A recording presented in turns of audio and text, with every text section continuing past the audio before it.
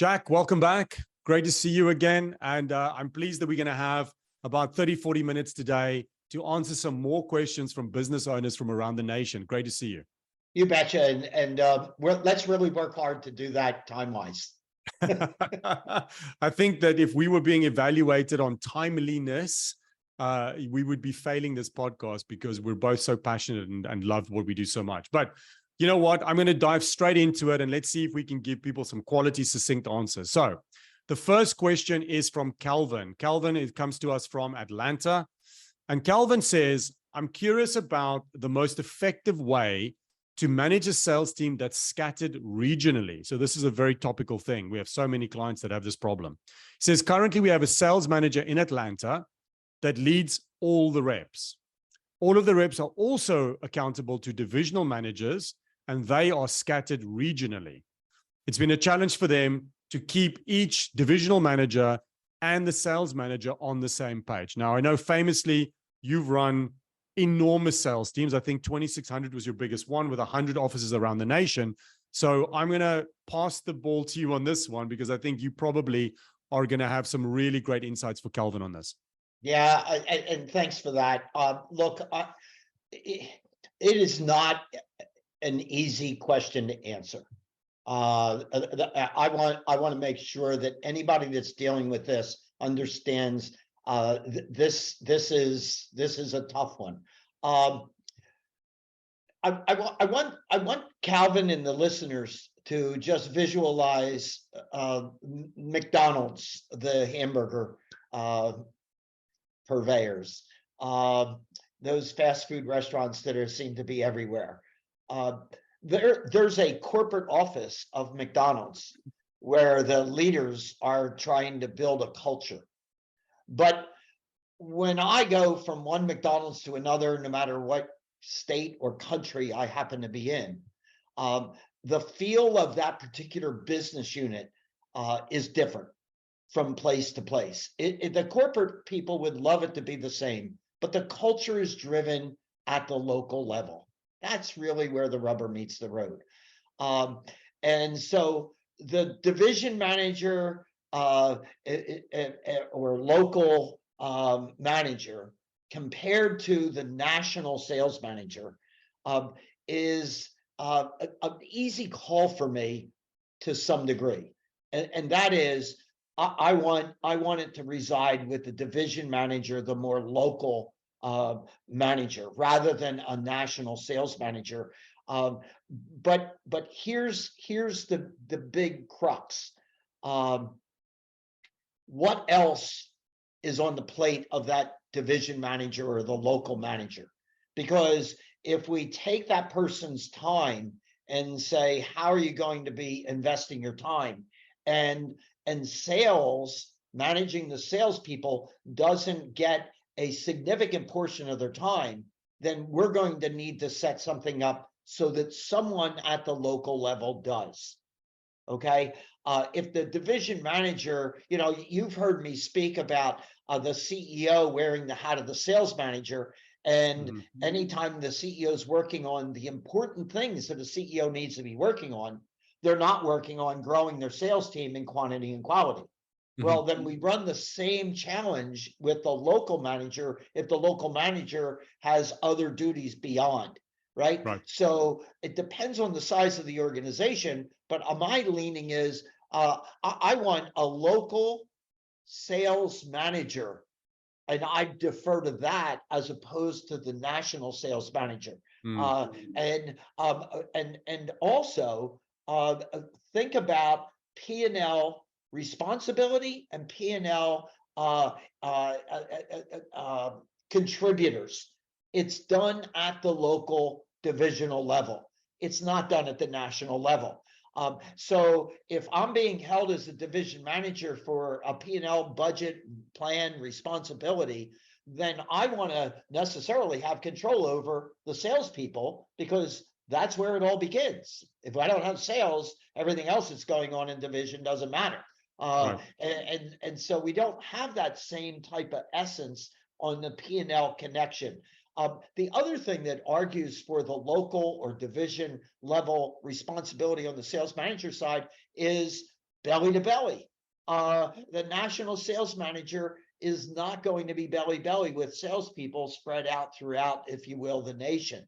And so there's got to be a sales management structure in the organization that's more than a national sales manager. So I'm arguing for local, but again, as we go local, I don't want to get diluted to the point where there's hardly any time spent recruiting and getting my salespeople to be better. A sales leader's job is to grow salespeople in quantity and quality. Who is doing that? And I don't think it's happening at a national level. It's got to happen at the local divisional level.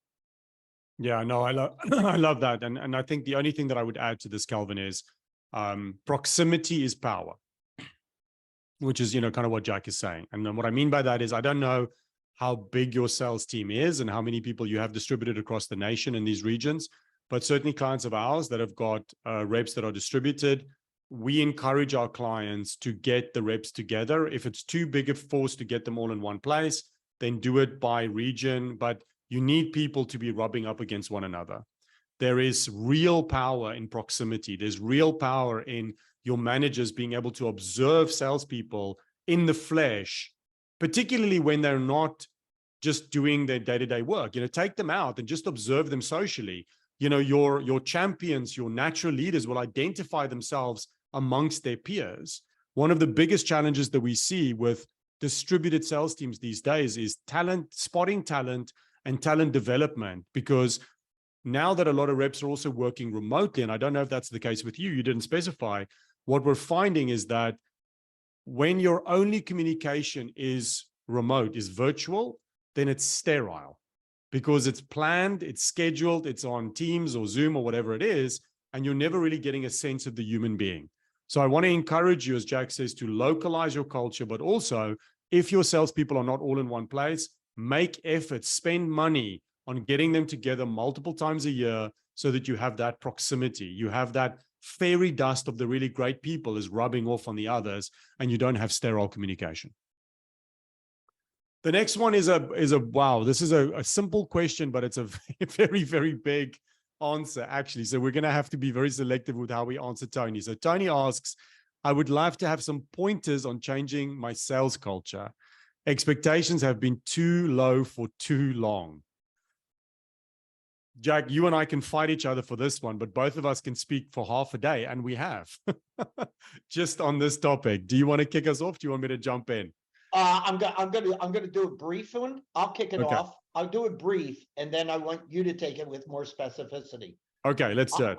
I would love for Tony to just imagine hiring a new sales leader for the organization, and that Tony hires either you or me in that role. And if you have any familiarization with either one of us, what you're hiring on are guys that are going to introduce change in a big way to your organization. There's no way either one of us as a new leader are going to go with low expectations. So look, if you were to bring either one of us into that role, and give us the power, empower us to really do what we need to do as sales leaders, there are going to be some people that are on the team today that are not going to be on the team down the road. And by the way, that road is a short road. And some of them will be leaving because you or I make the decision for them to leave. And others will be leaving because they made the decision that they don't like the new culture in the organization. It's required. And I love the fact that I make analogies with sports teams all the time, but a non-performing sports team, that they don't hesitate in making changes with a head coach. And when the new head coach comes in, there's a significant amount of change that takes place. And by the way, the journalists and all the people on the television are going to critique each move that they make and all the rest of that. And you just have to stay very committed to what your game plan is, and believe in what you're doing is correct, and the results will manifest themselves and prove you to be right. So I just say, look, you need to just make the decision. If you're looking for higher expectations in the organization, it needs to be led by somebody that believes in those higher expectations and is given the empowerment to execute. So I that it's that simple for me, but you go. Tony, I think without sounding self-serving, the first thing that I would recommend is that you buy Jack's book, Hyper Sales Growth. The first third of that book is just on sales culture. And that's going to give you more ideas and inspiration about what you can do in your sales culture than any other book that I've picked up, certainly in recent years. To give you a kind of a succinct answer, there are 4 pillars to sales culture, and you're going to need to touch all 4 of them in order to make any kind of lasting change to your sales culture. Now, if you say that you have a culture at the moment that you don't like, as Jack says, you need to start with this mindset.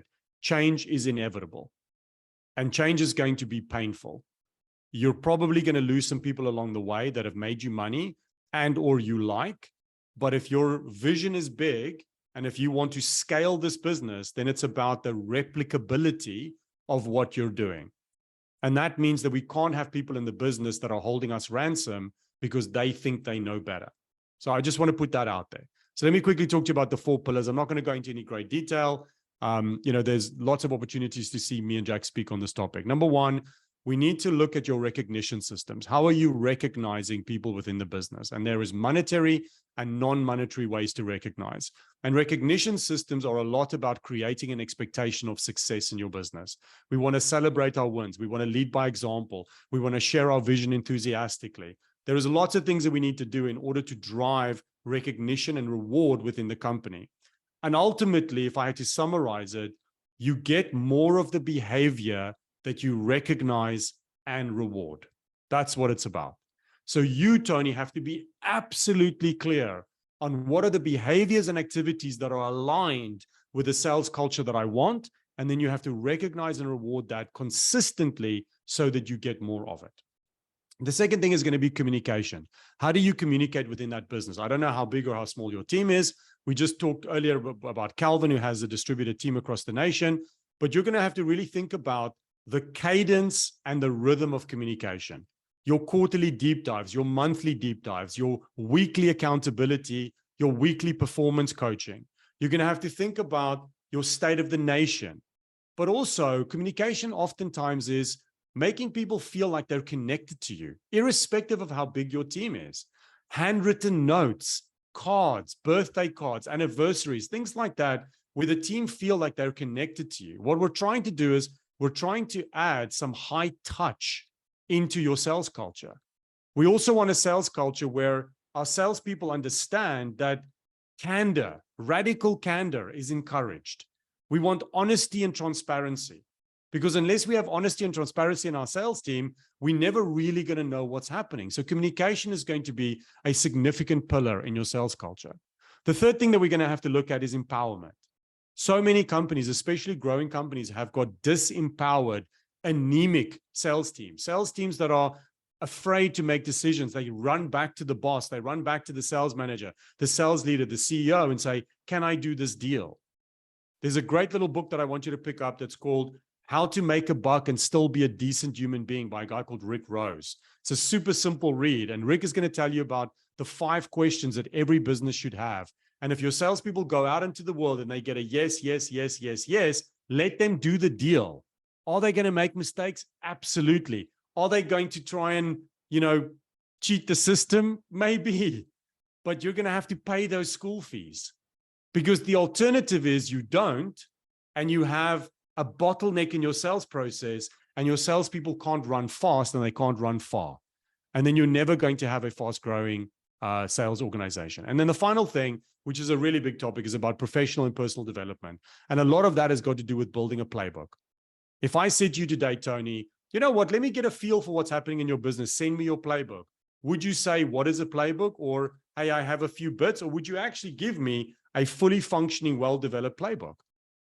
What are the best practices that you're consistently asking your people to undertake? And then how do they feel about it? What is the adoption rate of your playbook? How do people, is this the kind of business where, yeah, we do what is best practice because we're proud of this company, we're proud of this product? Or do you have the kind of organization where you have some individuals that say, leave me alone, I have my own style? So we first have to see how strong, healthy, and or toxic is your current culture. That's going to determine the amount of change. And then you're going to have to learn into those 4 pillars in order for us to rebuild your sales culture to something that is going to support hyper sales growth. Okay, let's move on. Robert asks, how to measure marketing activity and sales activity through cash? What number should I be looking at? And what is a good number? I feel like this is one of those questions where I need a little bit more data, but I was curious to know, Jack, if you had any thoughts on this. Okay, so we're going to split it up into 2 pieces here. Yeah. And I don't mean I don't mean to be cavalier about the half that I'm throwing away. Okay. It's just that I would say neither you nor me have the expertise to handle it, which is the marketing piece. Sure. The marketing and relating it to cash. Our specialty is the sales side of the house. One of the mistakes that I see made by a lot of businesses is we have this person that's titled the Vice President of Sales and Marketing. Those are very distinctly different roles. And by the way, if you hired a person that has tremendous marketing experience in the role, I would suggest they're probably investing more of their time in that, which means that my head of sales is absent. And for growing the company, that's the most important position in the company when it comes to growing the revenue. So the combining those 2 jobs is a fail. And as a result, in the question, combining the marketing to cash and sales to cash, I just felt conflicted. And I'm gonna move over to the sales side as soon as I remind Robert of the joke that he's probably heard before, and that is, how do I know what marketing is working and what isn't? And the answer that a marketing person typically gives you is that what we do know is that half of what we're doing on the marketing side is effective. We just have never been able to figure out what that 50% is. Okay, so making friends, Jack, making friends. I don't want to go anywhere beyond that. On the sales side, it's a lot easier, at least from my perspective, and maybe it's my naivete, but there is a direct connection between sales and profitability and cash. We know what the cost of a lead cost us, or if we don't, we better get busy and figure out what the cost of a lead is. We know what our compensation is for our sales organization at the individual level, and as you well know, my nirvana of sales is 100% commission only. So if you're in a model with 100% commission only, there's a direct connection in terms of cash and in terms of revenue and in terms of the net. So for me, as long as I am margin driven, profitability driven, and that I have my compensation of my salespeople aligned in that direction as to what kind of margins that I'm expecting, which will affect how I price my product and what kind of wiggle room I have in terms of coming off of the stated price and so forth. All of those types of things are easy to measure, easy to monitor, and easy to get back into where you want them to be if they fall out of alignment. So, maybe I'm comfortable in the sales side with saying all that, and somebody that's comfortable in the marketing side would say, well, we can do all of that too. I just don't have that expertise on the marketing side. So that's my short answer to that. Okay.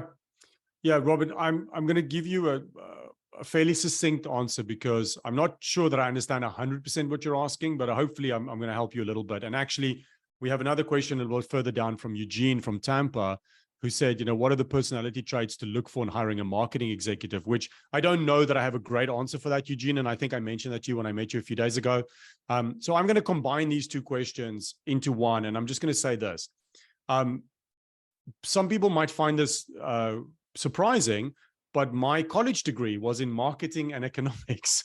And my first couple of jobs, my probably first 2 or 3 years, I spent in marketing, and then I got into sales and I never looked back.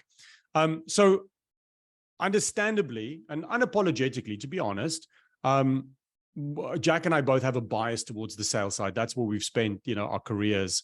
But I'm not in any way trying to devalue what a good marketing team can do. Here's my answer to your question. My bias, if you have a marketing function within your business, is that they should have a number. Your marketing team should have a quota for the number of quotable opportunities that they bring into the business. I see a lot of marketing teams in companies doing really good work around brand equity, branding, collateral support, which can be very important to support the revenue generation and sales process. But I have a bias towards giving the marketing person or the marketing team a quota. And the reason I do that is because I don't maybe understand, but certainly respectfully don't care the number of clicks that we had or unique impressions or eyeballs that saw something.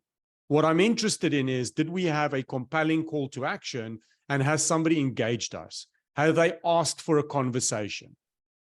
It's the equivalent of me putting up a bricks and mortar shop, and I spend my life savings on merchandising it, and I've got stuff in the window, and the products are incredible, and I've got it on one of the most expensive streets, and there's just a stream of people walking past, and people are stopping and looking in the window and taking photos, but nobody walks inside the store and buys something.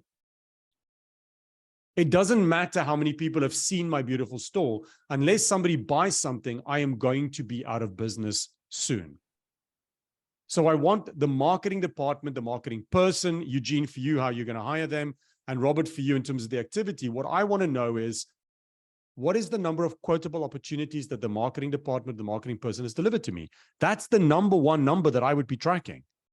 Now, whether we close it or not, that's a sales number. That's on the salesperson. But how many qualified opportunities that we could quote did we get? That's where I would start. Okay. Let's move on. We have Petra, who says, how do you create a sales culture when the partner group that is responsible for sales in a public accounting firm has primary responsibilities for delivering the services and running the firm as well? So I met Petra a while back, and she explained to me that, as many accounting firms are, you have CPAs, accountants, which I'm sure you're going to have definitely some great experience on this, Jack, as a CPA yourself. And these, professionals, and this is the same for law firms, engineering firms, often any business where you have qualified people who don't see themselves as salespeople, but they are responsible for any revenue generation. And what Petra wants to know is, how do we engineer a sales culture where these professionals, in her case, these accountants, these CPAs, get it?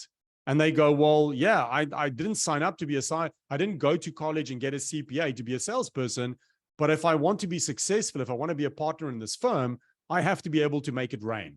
How do you generate that sales culture? Because I think this is obviously common to businesses that have got technical people in it all over. I've got a lot to say here, Morné, and I really hope that I can get it done in the clock. All righty. I'm a degreed accountant. I worked at Arthur Andersen a long time ago.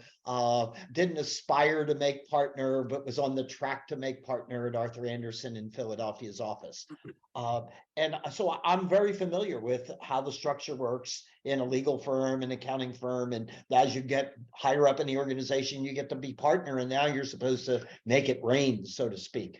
I think that was one of the reasons that Deloitte hired me on the West Coast to address a group of 300 audit partners of Deloitte at one of the regional meetings.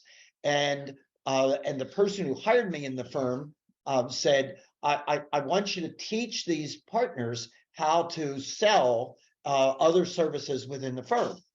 And I laughed because I'm going, so these people at the pinnacle of their career who've been accountants and great at whatever they do, now you want me to get in front of them and say, voila, in 3 hours, I made you into salespeople. It's mission impossible. But I took the assignment on and said, here's the way I'm going to approach it. And by the way, was incredibly well received.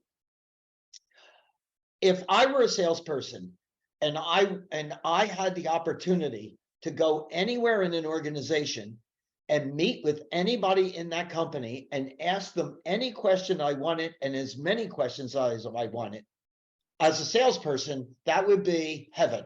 That would be nirvana. That would be like, I've never had a client where I could do that. You can only go so far as a salesperson, but an audit partner can go anywhere and ask anything as often as they want.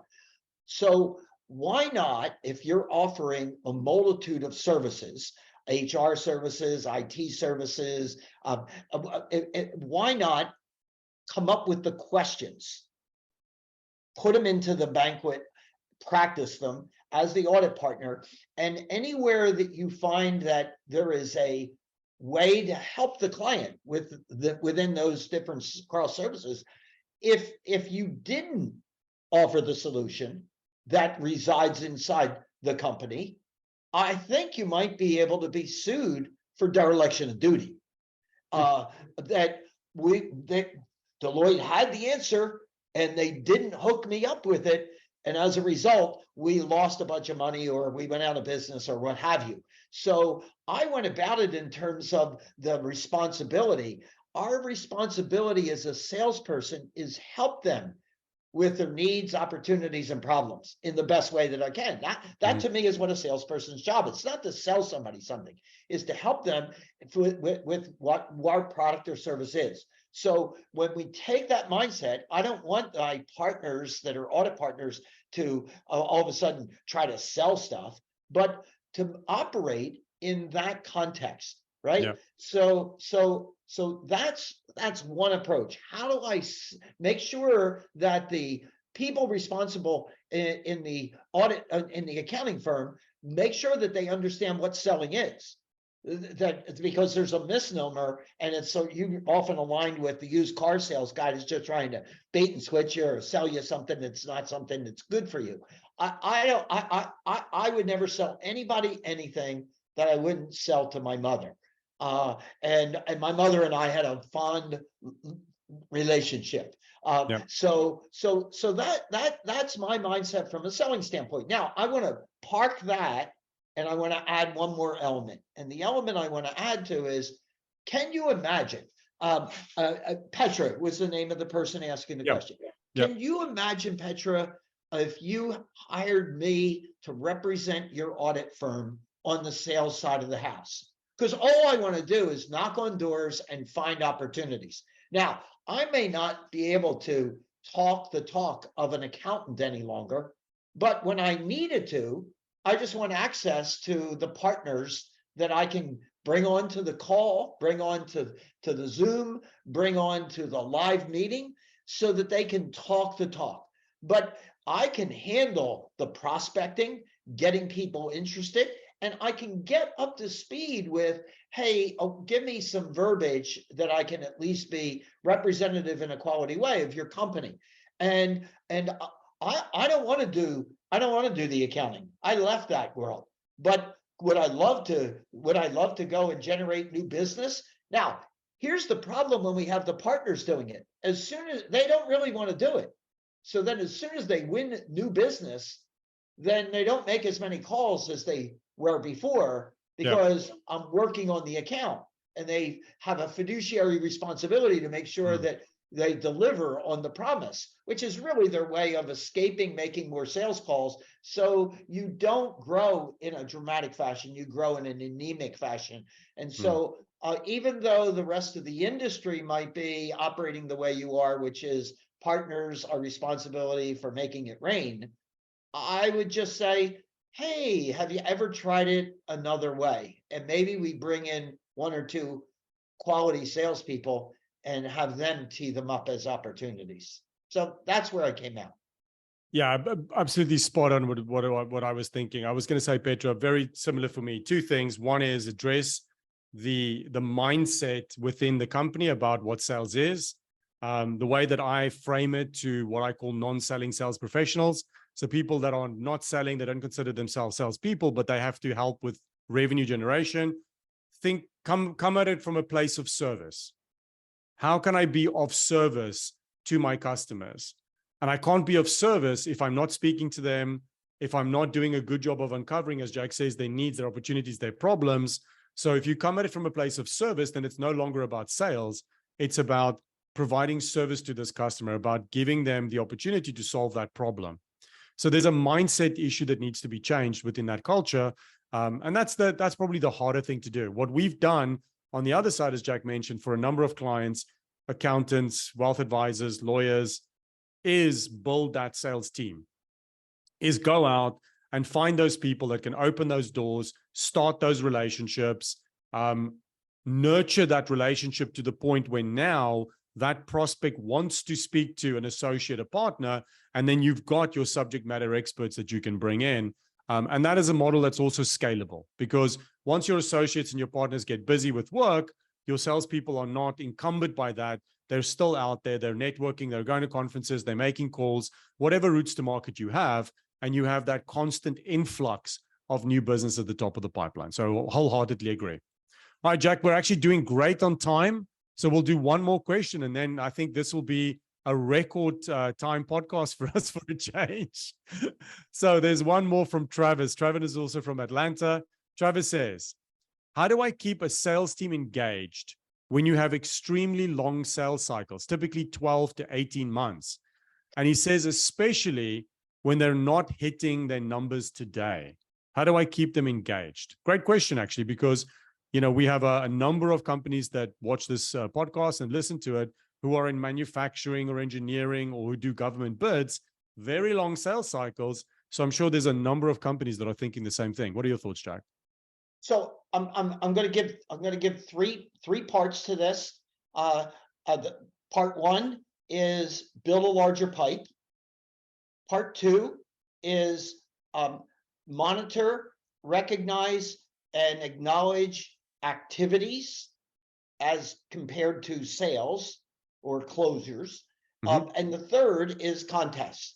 And so look, if I go back to the first one, if I build a larger pipe, then I, by definition, will be having regular successes and closings on a regular ongoing basis. If my pipeline has 10 prospects in it, and I'm a 12 to 18 month type of sales cycle, I'm going to be waiting a long time. But if I have 100 and they came in at a variety of different times, then I'm hitting that 12 to 18 month closing period on a regular ongoing basis.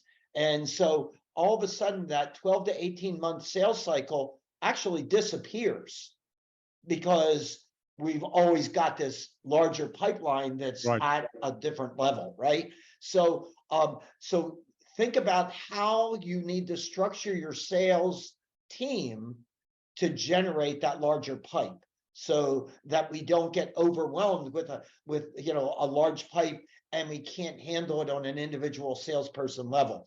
And one of my axioms over my life has been too many salespeople calling on too many people that don't deserve to be called on. So I want to be cautious about this advice of a larger pipe, and then we're not caretaking them through that 12 to 18 month period. So you might have to make an investment in more salespeople with that larger pipe in the initial year before you start to get the consistent month by month closing flow. All right. Gotcha. Second is it's all about activities for me. When you break down the process of selling, there are identifiable activities that need to take place during that 12 to 18 month period in order for it to get to the finish line. And so what we want to make sure is that our conversations with amongst our salespeople are all activity related. We don't want to be focused on, if I have a sales meeting and it's an hour sales meeting, I don't want 90% of the hour to be talking about what's closing and how we're having a challenge with the deals that are in the process of closing. I want the 90% on activities, because it's the activities that will generate the closings. And then the third thing is I love fun. My cultures, I want my salespeople to make sure that they enjoy what they're doing. And so I do that with a variety of different contests, daily contests, weekly contests, monthly contests, quarterly contests, annual contests. And when you start breaking all these contests down, and you can have those contests fed into winning based on certain activities, not closings, then all of a sudden it's all about the activities. And you can break them down into short type of things, all the way to the point where I've had companies that have had a long sales cycle where I'm walking in with a Starbucks card for $50 and saying, whoever does this today, they get a $50 Starbucks card. And so it's breaking those activities down, and then making sure that that's where our focus is. So I'll pass it back to you. No, you know what? I love that. I would underscore every single one of those three. I think I'm not going to try and even add anything to that. The only question that I would have on this for Travis is, you mentioned that your salespeople aren't hitting their numbers today.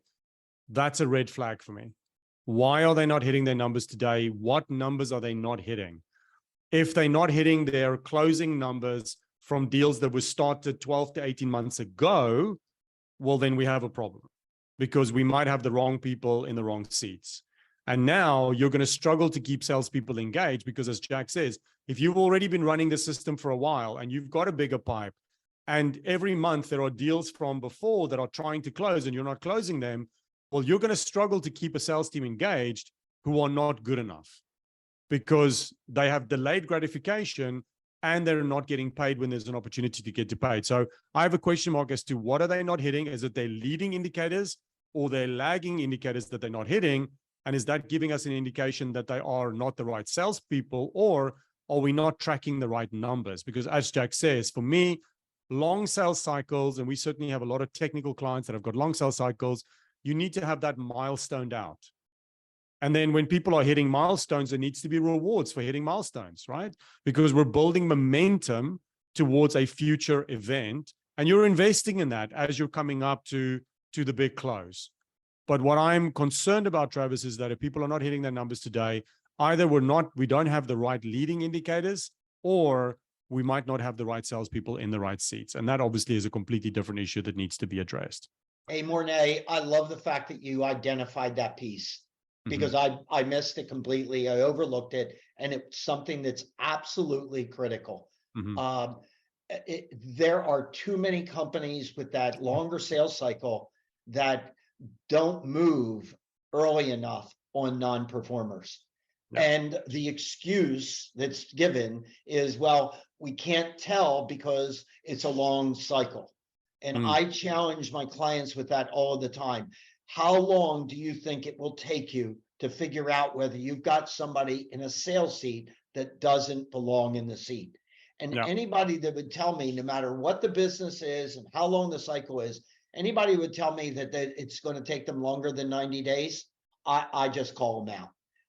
I know behaviorally, in a variety of different ways, in a 90-day period, whether somebody is going to be a player or not a player. And so Are you making sure that the people that are in the seats belong in the seats? Good Gotcha. man. Thank you for Perfect. putting that. Well, Jack, I think that wraps it up for this session. Thank you so much for the insights. Thank you for sharing your experience with myself, the listeners and the viewers. I'm sure everybody got a ton of value out of that. Wishing you all the very best, and I look forward to speaking to you again next month. In the heat of the Grand Canyon. In the heat of the Grand Canyon. We're going to have a lot of fun. And hopefully in the heat of the North Carolina golf courses. That'll be fun too. Speak to you Life by soon, Jack. design. See ya. Bye-bye.